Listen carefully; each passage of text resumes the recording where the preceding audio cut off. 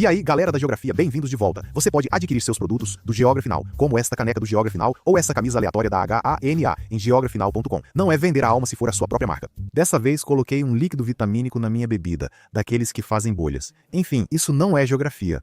Então, como vocês sabem, eu estou trabalhando no episódio do próximo país, o que significa que, vocês sabem, eu preciso trazer algum conteúdo para vocês, porque isso é um canal no YouTube, eu tenho que colocar vídeos nele. Perguntei nas redes sociais sobre qual tema vocês gostariam que eu falasse em um vídeo extra, enquanto trabalho no episódio principal do país. Tive uma ideia, falar sobre países estranhos que já existiram e que poucos conhecem. Revisei meus arquivos de pesquisa e fiz uma lista de alguns bem interessantes que acho que vocês vão gostar. Se você é uma pessoa que gosta de aprender coisas, se não for, então eu não sei por que você está aqui. Mas enfim, o primeiro, o Estado Livre de Bottleneck. Isso mesmo, Bottleneck. Ele existiu por cerca de 4 anos, de 1919 a 1923, contextualizando, após a Primeira Guerra Mundial.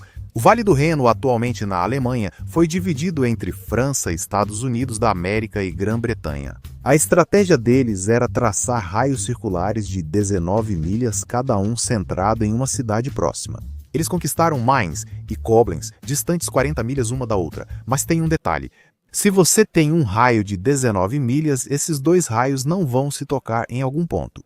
Isso deixou uma zona não declarada que parecia um gargalo. Então, o que aconteceu foi que havia um corredor super estreito de 25 quilômetros que ia até o rio, e ninguém o declarou. Isso fez com que toda essa área fina e estreita no meio, em forma de gargalo, não fosse declarada. Lorsch, a maior cidade, virou capital. Agora é assim. Lorsch e as pequenas cidades dessa faixa estreita estavam tecnicamente ligadas ao restante da Alemanha por esse corredor. O problema era a ausência de estradas ou ferrovias no corredor, apenas florestas e campos vazios. A República de Weimar da Alemanha decidiu nem tentar se conectar com o restante da zona não declarada. Por estar próximo das áreas de influência da França e dos Estados Unidos da América, nem tentaram se conectar com Lorsch ou o pessoal, deixando-os numa zona não declarada. No primeiro ou segundo ano, as pessoas ficaram tipo, ok, acho que somos meio que algo nosso.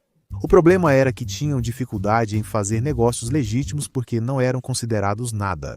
Estados Unidos e França pensaram, não podemos cooperar pois seria reconhecê-los. Então vamos deixá-los quietos. O que significava que toda a economia deles por uns 4 anos era baseada em contrabando e negócios no mercado negro. No final, tudo desmoronou e aí acabou sendo reintegrado à Alemanha. Após a saída dos Estados Unidos e da França, eles declararam independência por não serem desejados. Mas, aí perceberam que não podiam seguir em frente, viraram Alemanha. Pronto? O próximo, a Zona Internacional de Tanger, essa foi interessante. Durou de 1924 a 1956, sendo o Grande Gatsby do norte da África. Então, basicamente, para resumir, é como o gargalo. Acabamos de falar sobre coisas da Primeira Guerra Mundial. A Primeira Guerra Mundial foi isso. Muita coisa aconteceu naquela época. Basicamente, a área onde o Marrocos está agora foi dividida entre protetorados franceses e espanhóis. Embora sob domínio espanhol, a área estava na encruzilhada de influências europeias desejada por todos. França, Espanha, Reino Unido, Itália, Portugal, Bélgica, Estados Unidos da América, Suécia e Holanda concordaram em administrar conjuntamente a Interzona e ela se tornou um porto livre. Desde então, ela ganhou fama de ser um lugar tipo Velho Oeste misturado com Las Vegas do início do século XX. Isso tornou o lugar um destino atraente para artistas e estilistas, mas também para espiões e contrabandistas e, no geral, pessoas suspeitas e delinquentes, e acabou virando um ponto quente para praticamente tudo e qualquer coisa.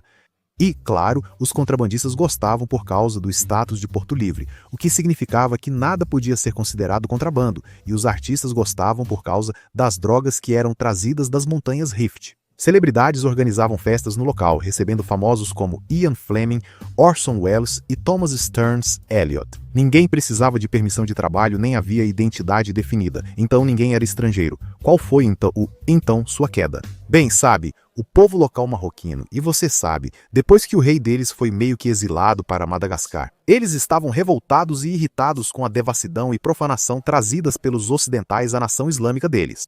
Sim, basicamente é isso. Com o tempo, Após a independência, Marrocos foi reintegrado ao próprio país. O próximo é ainda mais estranho e maluco. Veja este título: O Reino Celestial Taiping da Grande Paz. Ele existiu por 13 anos na atual China, com 30 milhões de pessoas e capital em Tianjin, hoje Nanjing. Esse estado de caráter quase sectário provocou a rebelião Taiping contra a dinastia Qing. Então é isso, Resumindo, tinha esse cara chamado Hong Xiuquan, um Hakka, que é um subgrupo dos Han, que tentou se tornar um funcionário público do governo. E ele falhou na prova 3 vezes. Em certo momento, ele tem um colapso mental e, depois de entrar em contato com alguns panfletos, começa a ter visões e sonhos e cria seu próprio culto. Ele uniu suas interpretações do cristianismo protestante à religião popular chinesa, incorporando elementos da fé em Shang-Chi. Ele cria sua sociedade de adoração a Deus. Ele dizia ser o irmão chinês mais novo de Jesus, enviado para livrar o mundo do mal. Ou, na visão dele, a dinastia Qing, que estava oprimindo a maioria Han. E lembre-se, isso foi logo após a Primeira Guerra do Ópio e a China estava bastante tensa.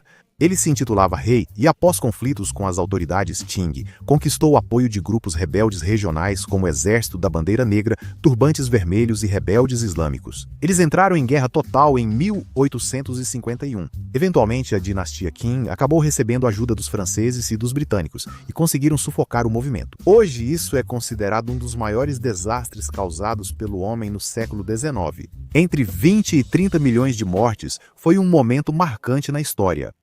Principado de Trindade, não Trindade e Tobago, nem a Ilha de Trindade. Na verdade, é outra ilha no Atlântico, atualmente base naval brasileira no Espírito Santo. Mas sim, de qualquer forma, existiu por 2 anos e aqui está a história. Basicamente, era a ilha de um garoto mimado. Hickey nasceu em São Francisco, mas foi levado jovem para a França, onde, na infância, fascinou-se pela realeza francesa. Ele publicou o jornal pró-realeza Tribulaires. Ele também publicou vários livros que eram pró-realeza e tinham muitos valores monarquistas, esses livros aqui. Logo surgiram sentimentos anti-república francesa em seus jornais, trazendo problemas e levando pessoas a desafiá-lo para duelos. Ele teve multas e processos, foi uma confusão. Mais tarde, ele se divorciou da primeira esposa e então partiu em uma busca espiritual para a Índia e o Tibete. A caminho do Tibete, ele notou a pequena ilha de Trindade no Atlântico Sul. Agora, os portugueses passaram por lá e deram esse nome, mas na verdade não se importaram com a ilha, e ninguém a reivindicou. Então, legalmente era uma res nullius. Ele então elaborou um plano, reivindicou a ilha e se autoproclamou príncipe ditador militar. Ele começou a receber atenção. A maior parte era negativa e depreciativa, mas ele ainda assim adorava. Ele tentou vender títulos do governo por $200, concedendo acesso livre ao novo reino. Muito do seu financiamento veio do seu novo sogro industrialista, sobre quem ele vivia reclamando. Ele abriu uma embaixada em Nova York, onde morava.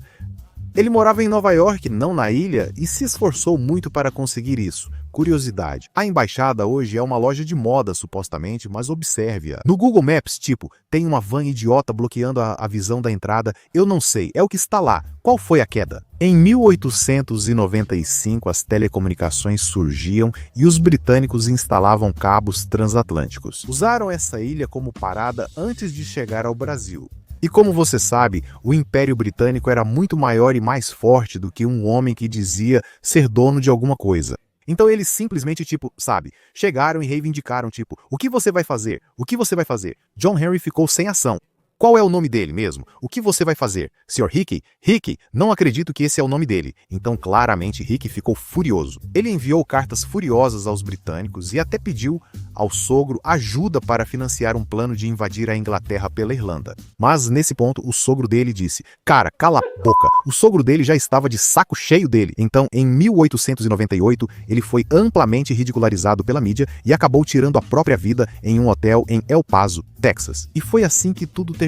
Então a vida dele acabou servindo como um alerta. E finalmente, o último, a República Popular de Tanutuva. Ela existiu por 23 anos, mais ou menos. Basicamente, esta é a área do que hoje é a República Autônoma de Tuva, na Rússia. Esse local, centro geográfico da Ásia, já pertenceu à Mongólia e a dinastia Qin dos Manchus. Depois veio a Revolução de Qinghai, em 1911, e também revoluções na Mongólia. Enquanto tudo isso acontecia, os russos colocaram eles sob status de protetorado do Império Russo como Uriankhai Krai. O Império Russo caiu em 1917, só 3 anos depois. Em 1921, sem ninguém reivindicando, eles aproveitaram para declarar independência. A União das Repúblicas Socialistas Soviéticas ainda os monitorava de perto, e eram praticamente um estado fantoche, reconhecido só pela Rússia e Mongólia. Para ser justo, eles tinham sua própria moeda, o Tuvin Aksa, e selos postais escritos em mongol. Donduque Kular,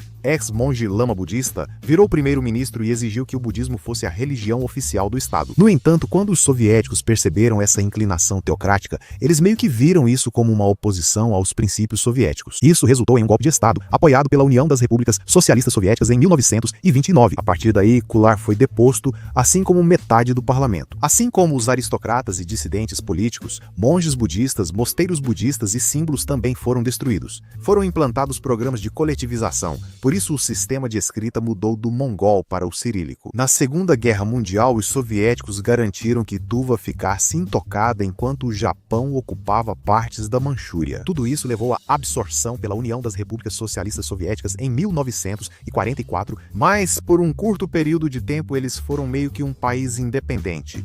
Tuva, não Tuvalu, Tuva. E eu admito, eles realmente têm uma bandeira legal. Então é isso, 5 países estranhos que você nunca ouviu falar que existiram. É louco como sabe, esse mundo já é bem maluco do jeito que é. Mas quando você olha para a história, percebe que a loucura nunca foi embora. Sempre esteve lá, só mudou de forma e aparência. Espero que tenham se divertido. Valeu e fiquem tranquilos. Fiquem ligados.